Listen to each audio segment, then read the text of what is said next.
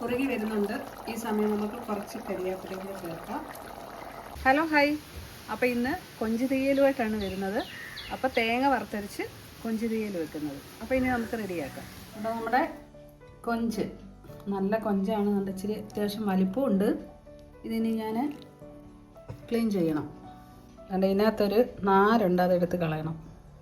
അപ്പം നമുക്ക് തേങ്ങ വറുക്കാനായിട്ട് തേങ്ങ, 5-6 കൊച്ചുള്ളി, വെളുത്തുള്ളി, കുറച്ച് ഇഞ്ചി, അപ്പോൾ ഇത്രയും കൂടെ നമുക്കൊന്ന് വറുത്തെടുക്കാം. ഗ്യാസ് കത്തിക്കാം.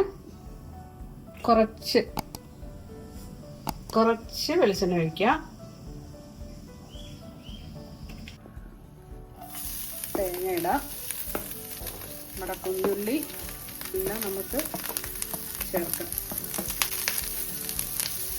ഈ സമയം നമുക്ക് കുറച്ച് കറിവേപ്പിലയും കൂടി ഇട്ട് വറക്കാം.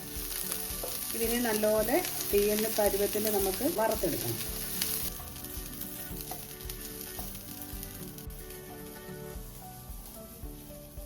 അപ്പം നമ്മുടെ ഐറ്റം എല്ലാം മൂത്തിട്ടുണ്ട്.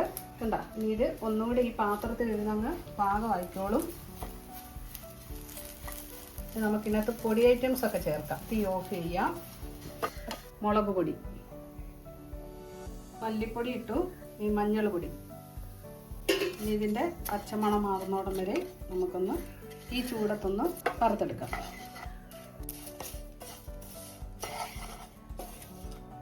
അപ്പോൾ എല്ലാം പാകമായിട്ടുണ്ട്. ഇനി നമുക്കിതൊന്ന് തണുത്ത് കഴിഞ്ഞിട്ട് അരച്ചെടുക്കണം. അപ്പോൾ ഇതിവിടെ ഇരിക്കട്ടെ. അപ്പോൾ അടുത്ത പരിപാടി എന്ന് പറഞ്ഞാൽ നമ്മുടെ ഉള്ളി സംഭവങ്ങളെല്ലാം നമുക്ക് വഴറ്റാനുണ്ട്. ഇനി ആ പരിപാടിയിലേക്ക് കിടക്കാം. അപ്പോൾ നമുക്ക് നമ്മുടെ തീയനായിട്ട് കുറച്ച് സാധനങ്ങൾ വഴറ്റിയെടുക്കണമല്ലോ. അപ്പോൾ അതാ കൊച്ചുള്ളി വലുത് ഞാൻ ഇടയ്ക്കൊന്ന് 2ആയിട്ട് കീറിയിട്ടുണ്ട്. പിന്നെ ഒരു പച്ചമുളകുണ്ട്, പിന്നെ നമ്മുടെ തേങ്ങാക്കൊത്തുണ്ട്, കറിവേപ്പിലയുണ്ട്, ഒരു 2 ചെറിയ വെളുത്തുള്ളിയും കൂടെ എടുത്തിട്ടുണ്ട്. കാരണം നമ്മൾ തേങ്ങ വറുത്തപ്പോൾ 2 വെളുത്തുള്ളി ഇട്ടായിരുന്നു. പിന്നെ ഒരു തക്കാളിപ്പഴം കട്ട് ചെയ്ത് വെച്ചിട്ടുണ്ട്. അപ്പോൾ ഇത്രയും നമുക്കൊന്ന് വഴറ്റിയെടുക്കാം. ഒരു ചെറിയ ഉരുളി വെച്ചിട്ടുണ്ട്. അത് നമുക്ക് തീ ഓണാക്കാം. ഗ്യാസ് കത്തിച്ചു. അപ്പം നമുക്ക് പാത്രം ചൂടായിട്ടുണ്ട്. കുറച്ച് വെളിച്ചെണ്ണ ഒഴിക്കാം. ആവശ്യത്തിന് കുറച്ച് കടുക്, കുറച്ച് ഉലുവ,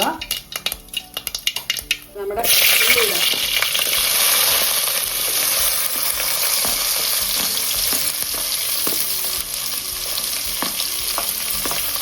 ആദ്യം നമുക്ക് ഇത്രയൊന്ന് വഴറ്റിയെടുക്കാം.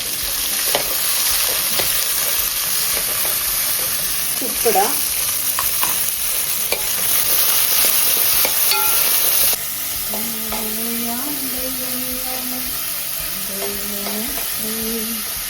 അപ്പം നമ്മുടെ ഉള്ളിയും പച്ചമുളകും കറിവേപ്പില അത്യാവശ്യം ഒന്ന് വാടിയിട്ടുണ്ട്. ഇനി നമുക്ക് തേങ്ങാക്കൊത്തും പിന്നെ തക്കാളിയും കൂടെ വഴറ്റിയെടുക്കാം.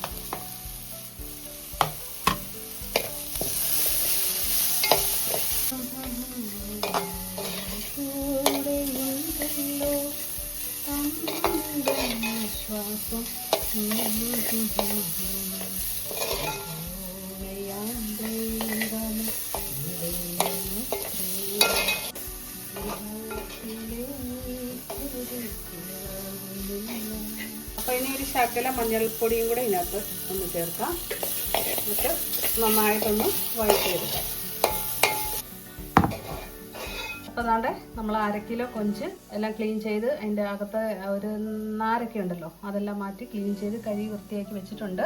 അപ്പോൾ ഇനി നമുക്ക് കൊഞ്ച് ചേർക്കാം. അപ്പോൾ നമ്മുടെ ഉള്ളിയെല്ലാം നന്നായിട്ട് അത്യാവശ്യം വാടിയിട്ടുണ്ട്. അപ്പോൾ ഈ സമയം നമുക്ക് ഇതിനകത്ത് കുറച്ച് പുളിവെള്ളം, പുളിവെള്ളം ചേർക്കാം. ഇത് നമുക്ക് കൊഞ്ചിനകത്തോട്ട് ചേർക്കാം.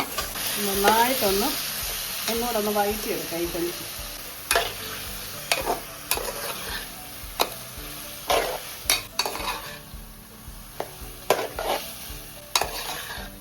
നമ്മുടെ അരപ്പ് ഇവിടെ എല്ലാം അരച്ച് സെറ്റായി വെച്ചിട്ടുണ്ട്. നമുക്ക് ഇതുകൂടെ ഒന്ന് ചേർത്ത് ഒന്ന് വഴറ്റി കൊടുക്കാം.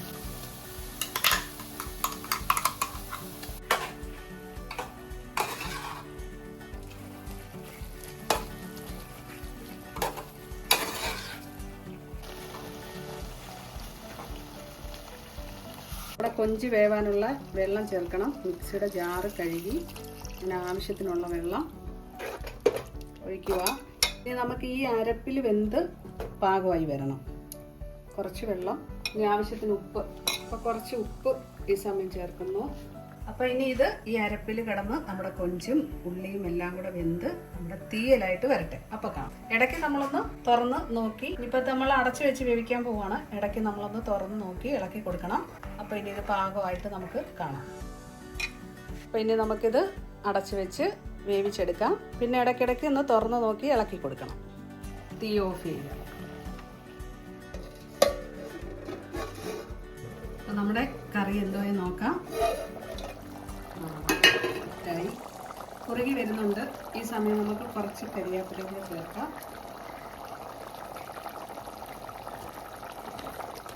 ഒന്ന് നടുവശത്തൊന്ന് അനക്കി കൊടുക്കാം.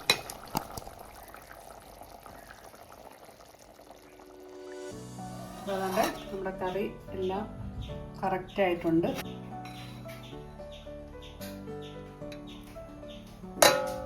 അപ്പോൾ എൻ്റെ തീയലെല്ലാം നിങ്ങൾക്ക് ഇഷ്ടപ്പെട്ടെന്ന് വിശ്വസിക്കുന്നു. അപ്പോൾ തീർച്ചയായിട്ടും എൻ്റെ വീഡിയോ കണ്ട് എന്നെ സപ്പോർട്ട് ചെയ്യണം. ഇത്രയേ ഉള്ളൂ. അപ്പോൾ അടുത്ത വീഡിയോ ആയിട്ട് വീണ്ടും വരാം.